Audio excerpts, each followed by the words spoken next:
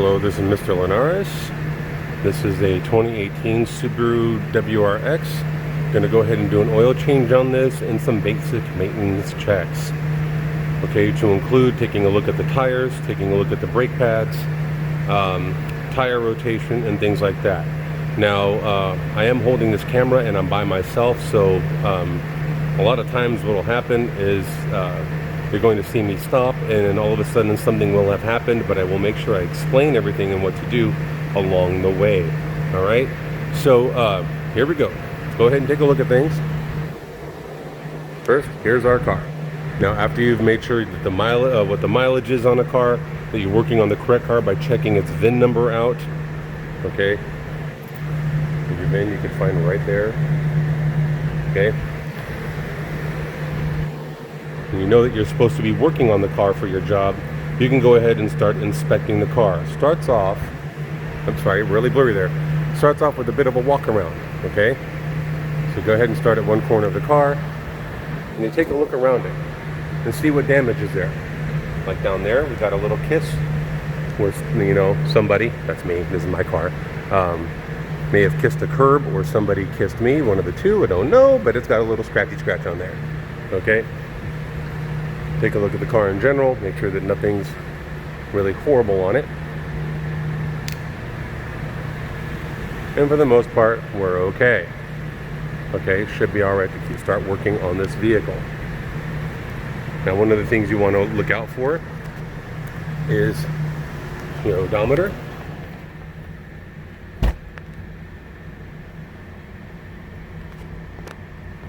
Okay, and that should have lit up, but it did not. Okay, let me fix this.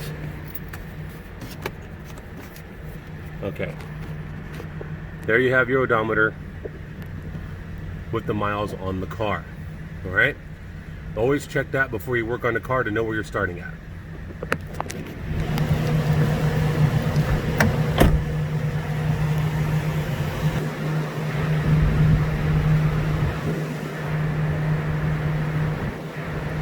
All right, so here we go. Now, before we start looking at a vehicle for any kind of maintenance, we want to make sure we check out where we're starting at. If a customer comes in for, say, a brake fluid flush and a oil change and a coolant change and anything else, air filter, fuel filter, you name it, you want to check what the condition of it is walking in.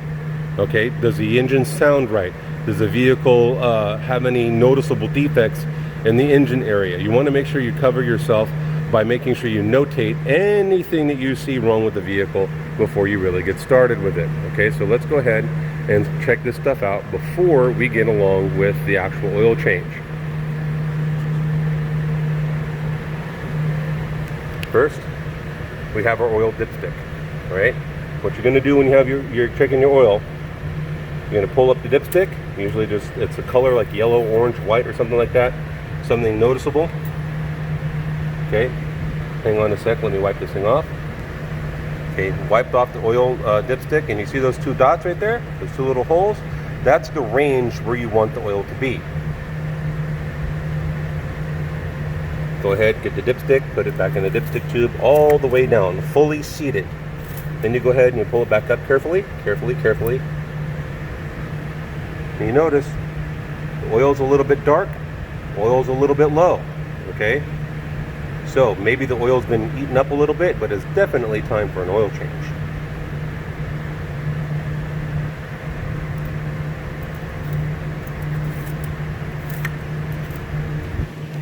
Look at the belt.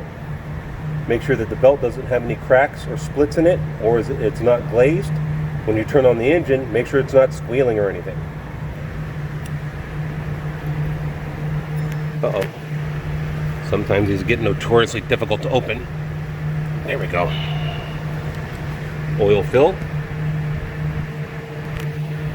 Unscrew the oil fill, and you're going to look. Do you see any sludge, any varnish, any contaminant? Sludge will look like a black jello pudding consistency, and then varnish will be a golden brown but very, very sticky looking, like caramel.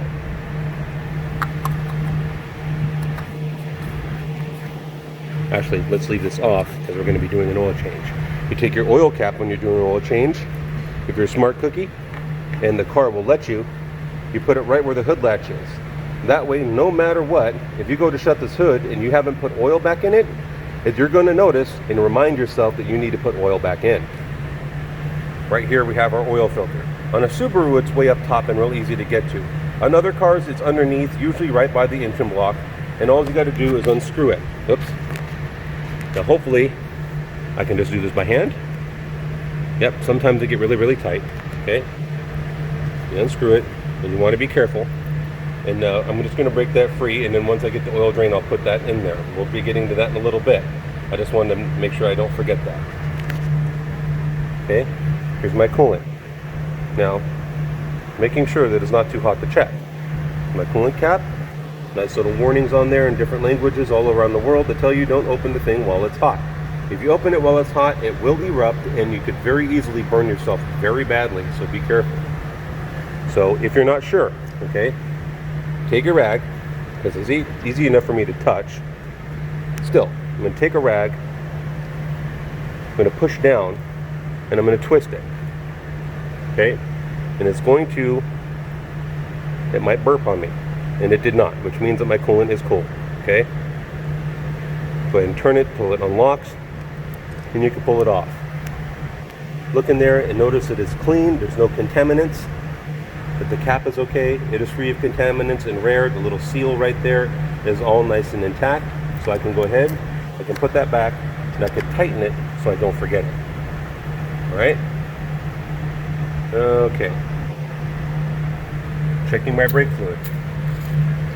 When I look at my brake fluid, I want to make sure that it's at the right level. Right here, I see my level lines, and I can see that it's at a decent level, but not perfect. It could be a little higher.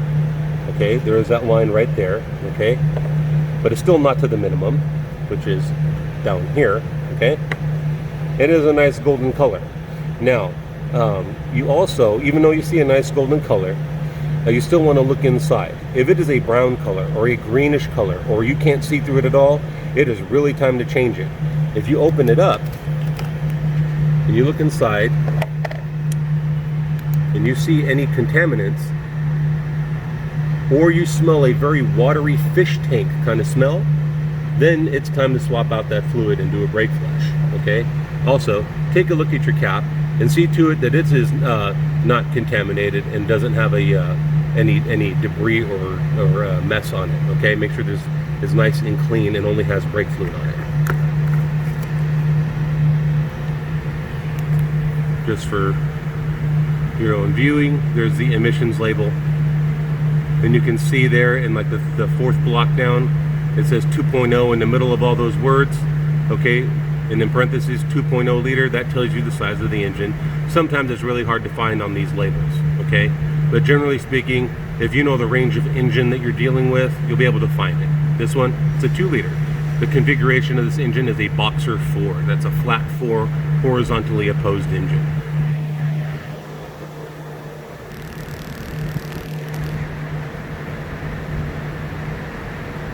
You can see here that we have our oil drain for the shop. This is where you're going to put waste oil from an oil change. And also we can pressurize it by using those that fitting right there. We could pressurize it to push the oil back out into the waste recovery tank later on. You'll be shown that when you get to the classes. For right now, we're going to go ahead and get on with our oil change. First thing, since we have the oil filter up top, is we're going to go ahead and remove our oil filter. It's had plenty of time to drain. Take a good look. Do see any mess in there, any metal or anything like that. Okay. Look at the seal. The seal is nice, not cut or nothing or anything along those lines. So even though this filter looks good, oil filters do expire with the oil change. They've picked up a lot of carbon and a lot of little fine particulates along the way, so they are not reusable. Okay, it is not a good idea to just change the oil but leave the filter. Always change both. Notice that we have got a bit of a mess right here left on our oil filter housing, also known as an oil filter adapter. We're going to want to wipe this up and get it nice and clean.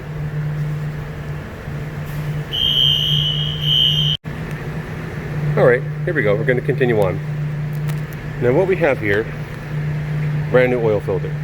Notice they're brand new, nothing in it, nice and clean. However, we do have got to take care of something before we install it on the car. We'll clean up the filter base. I don't want to take this oil filter and just put it right on, because that rubber right there is dry, okay?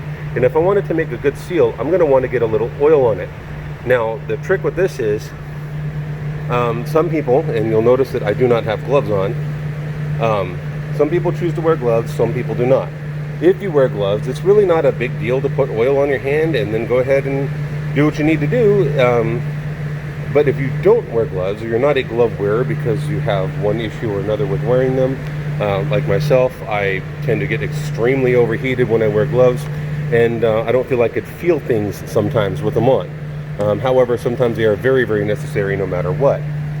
But you do have to get some oil around this seal here.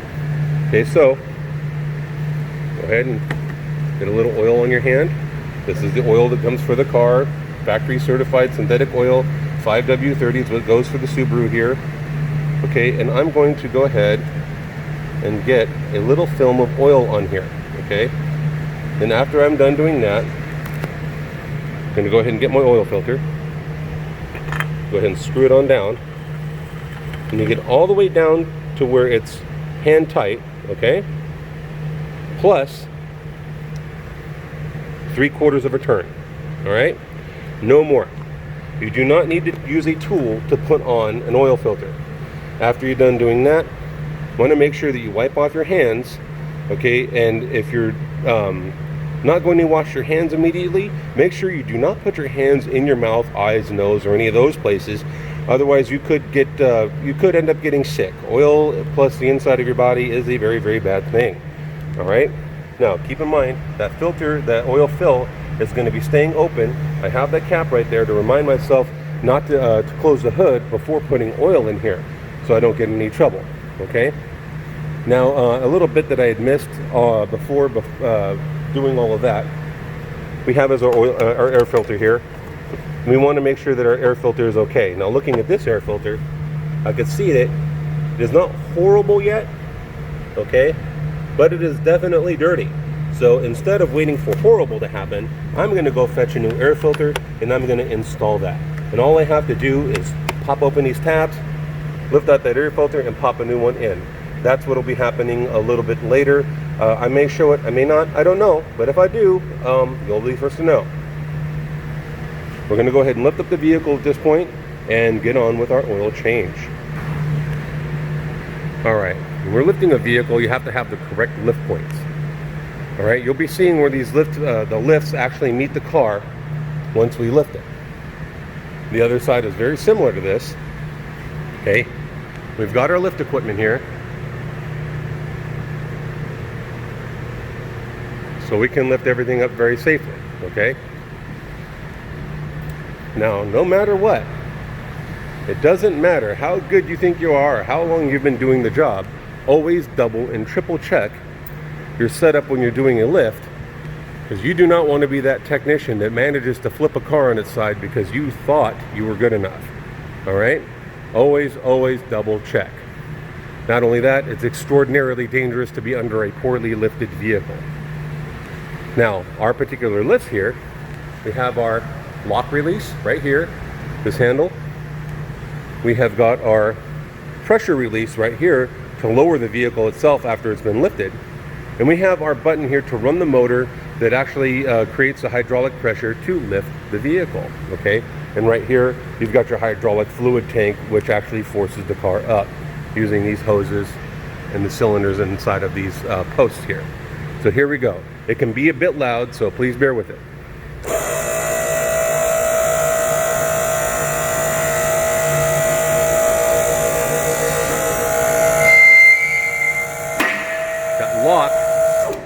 That lock is going to keep clicking and clicking and clicking as we go up, because it's got safety systems in it that no matter what, you can only travel a little bit before engaging locks at every level. That way, no matter what height you're at, it's going to be safe if you're under the car.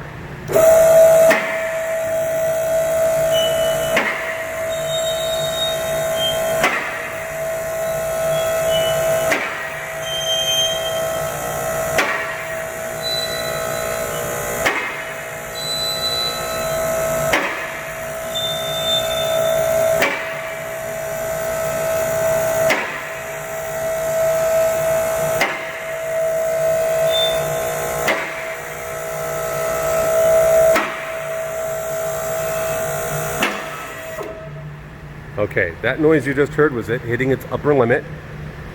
The vehicle is now up in the air, right? What you do, however, before you go ahead and walk underneath the vehicle, you bleed the pressure off a little bit, let the vehicle come down onto the locks, where it will sit down, and now it is safe, okay? Now, before you go underneath the vehicle and walk underneath it, you're going to take a look, okay, and see that you're on the pinch welds.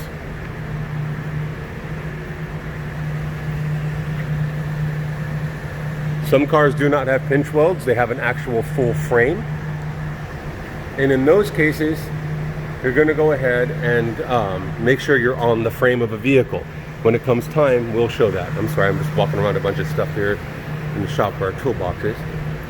And see here that we're on the pinch welds. Now that I realize we're in a good spot, I don't have any problems walking underneath the car, taking a peek at everything underneath.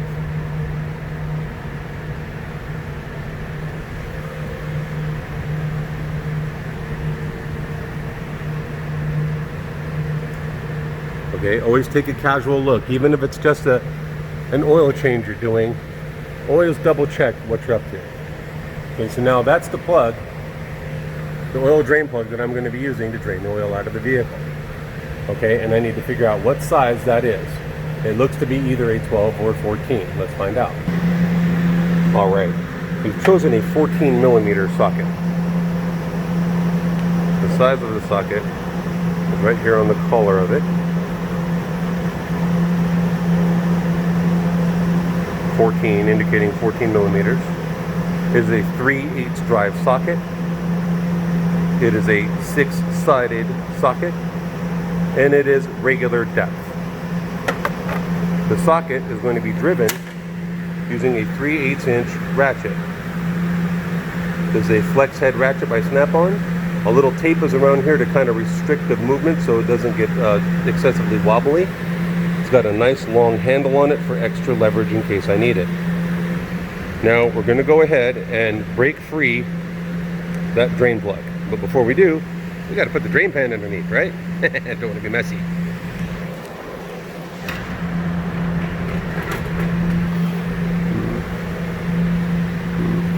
Now, you see this? I'm not going to try to play a game and try to land that in there. I want to get it up nice and close. So I'm going to go ahead and release this knob that's right there, okay, and raise this up. Give me a sec. Now I have my drain plug right in sight with our drain pan right here.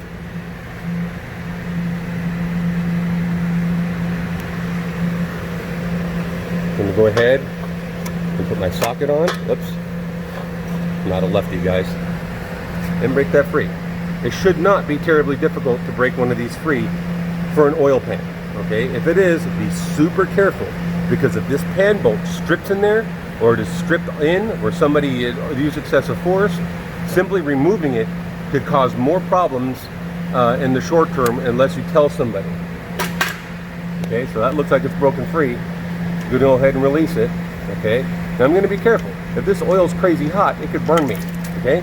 Luckily, it is not hot, and I made a big mess. You see that? But still, not too bad. At least it's not all over the floor in big puddles or anything, all right? So I'm going to take my little plug here. I'm going to put it in my drain, and I'm going to go wash this off of my hands, because having it on your hands like this is no fun, okay? This is where you want to keep clean constantly. So if you elect to not wear gloves, beware. This sort of thing could happen to you. Just make sure you're clean. You're going to be fine. Once all the oil's done draining out, and you get to a decent drip like this, okay, you might want to wait a little while longer. But if you're in a production shop of some kind, this is going to be considered empty, all right? If you're at home and you just really got to get rid of as much oil as possible, just wait till that stops, all right? But in a production shop, this would be considered fairly well done, all right? So I'm going to go ahead and get this plug cleaned up. I'm going to clean that off. I'm going to show you about a new washer, and then we'll put this back on in. All right. We have our drain plug cleaned up, and we have a new washer, okay? So what we're gonna do is put this washer on and get this thing ready to go. That little bit of orange schmutz you see right there is a little residue from some tape. I'm not terribly concerned about it, okay? So let's go ahead and get this screwed back in.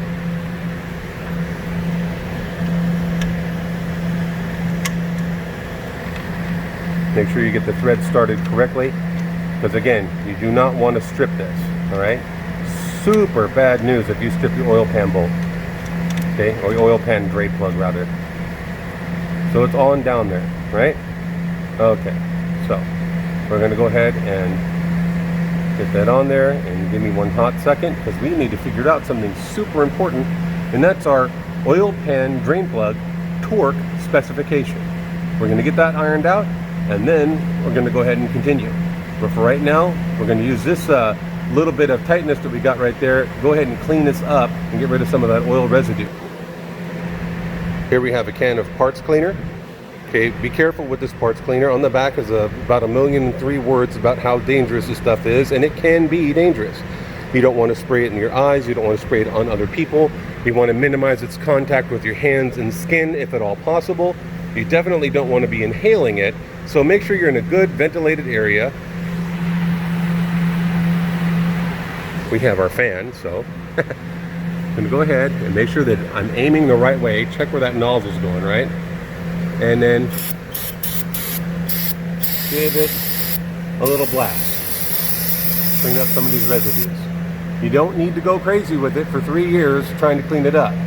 Okay, if it's that big of a mess, get a rag to get most of that up, and use the brake clean to get the fine residues afterwards. Otherwise, you're going to be wasting a lot of expensive chemicals here, okay?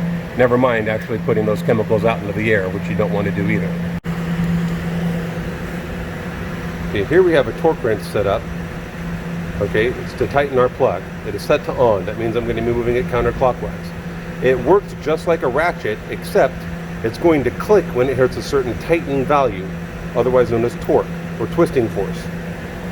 Down here we have our scale, and you can see that it's set to 30.5, 30 foot-pounds, 0.5, okay? Now, over here you have metric or Newton meters, okay? Since we still work with both systems, metric and SAE, you know, my old school ways have me more comfortable with foot-pounds, so I use that. And as long as I'm willing to convert it or find the spec for it in our manuals, then we're going to be okay. But either way, you have the tool that will tighten it down to the right spec. So I chose 30.5 foot-pounds because that's the spec, the specification Subaru says to tighten down the oil plug to. Get on there, and you're not going to jerk it, you're not going to go too quick.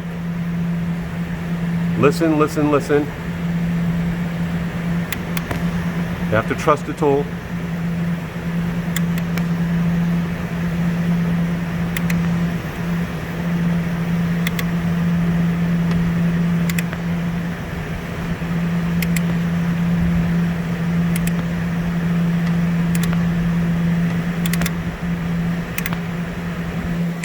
And here we go.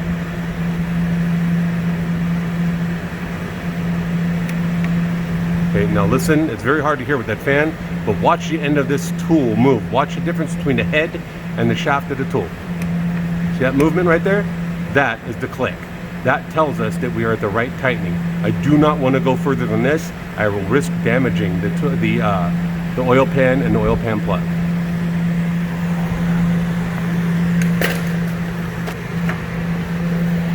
Go ahead and clean it off a little bit. That'll drain off and evaporate. I don't see any more oil mess hanging around. Yeah, a little bit right there. Want to be careful with that. That's a part of the exhaust system. It gets very hot, and while it wouldn't damage anything, it would make a ton of oil smoke that might be a problem. Okay, so let's go ahead. We're going to lower our car and get the oil back in. All right, now that we got everything squared away, we're going to go ahead and pour in the correct amount of oil into the vehicle here. It should call for about 5 quarts, but you always have to double check along the way. So what I'm going to do I'm going to take this gallon of oil, I'm going to go ahead and put it in, because I know no matter what, that 4 quarts right there, that gallon, is going to fit. Afterwards, I'm going to be very careful about measuring in that last quart to see where I'm at. So I'm assuming you don't need to watch me pour oil in with that big jug, but I will show you with the little one on how to be careful, because this, I need 2 hands for. Okay, hang on a sec. All right, this is a little point of interest right here, interrupt everything. You have an empty coolant jug over here, or oil jug, either or. It's the same bottle for coolant and oil in this case. Now, some people like to keep these things. Generally speaking, I wouldn't want to keep oil or fuel or anything like that in an old jug hanging around, because you always want to make sure you have the right stuff. And if you put a different oil in here, you never know what you're really going to get. Same story goes for coolant, okay? However, storing water, like you can use after you've cleaned it out, of course, storing water for use to fill up cooling systems, keeping your car for emergencies, things like that, can be very helpful. Also, what you can do, and this is really cool for techs, a lot of times we're replacing and repairing vehicle components, and we make a mess of various nuts, bolts, gaskets, little seals, you know, little tiny parts and things like that. Well, what you can do, instead of finding a magnetic tray, which is going to, I don't want to say they cost an arm and a leg, but they can get expensive to get enough for you to use.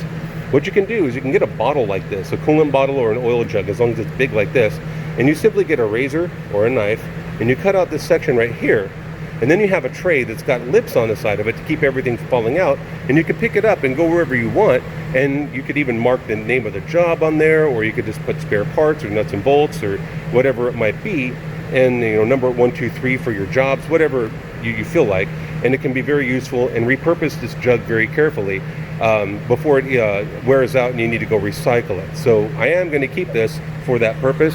Just going to go ahead and stash it instead of just throwing it away casually. Okay, so what we have now is we got that 4 quarts of oil in there. We're going to go ahead and get this quart right here, and it's kind of hard to open up with one hand, but I'm on the camera, so it's what I got to do. Okay, get this squared away right here, get the cap off of it, and before we pour this in, we're going to go ahead and check our oil level. I'd be willing to bet you it doesn't show much at all, if anything. All right, so let's go take a look. Okay, so let's go ahead and get our rag, our oil dipstick out. Okay, and we're going to want to clean this off. Give me a hot second here.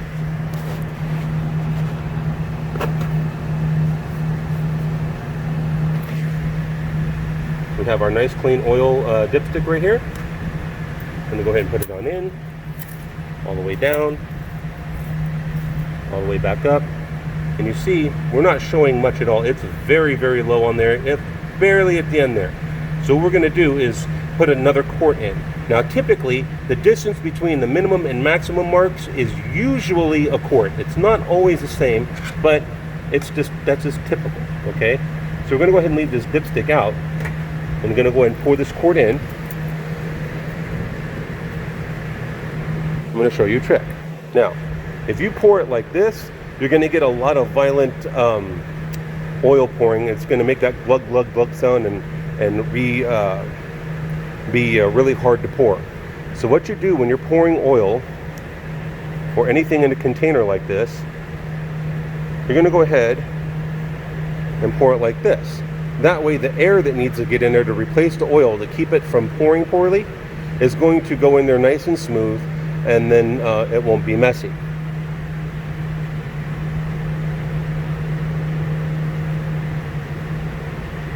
Comes out a lot faster, a lot smoother, a lot more controllable. Okay, and you can even set it in there to make sure you get everything out of the bottle. You know, it just depends how particular you're going to be about it. Okay, I'm not worried about a few little drips. If a few little drips is mattering to me as far as my oil change go, I'm probably in trouble. Go ahead, put our dipstick in. Remember, it was already cleaned.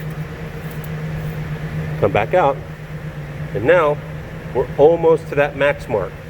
Now, there's something you need to consider when you're dealing with the final oil level, and that is that you have an oil filter to fill up. Usually, oil will stay trapped in the filter for that first startup, okay, instead of trying to make it travel the entire engine. So what we're going to do, since we're in the good range right here, we're going to fire the engine up real quick. The oil level is going to alter a little bit, then we're going to top it off to the very end. So give me a hot second here. Okay, here we go. Oops.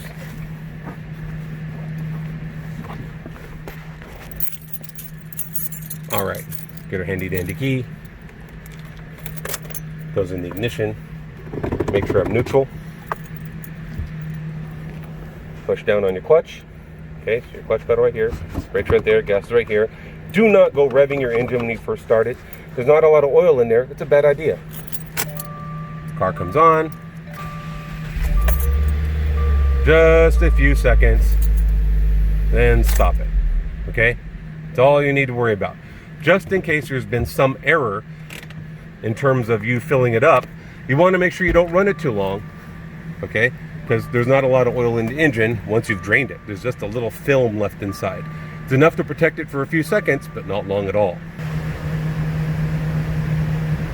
Okay, now you can see that the oil has dropped. Okay?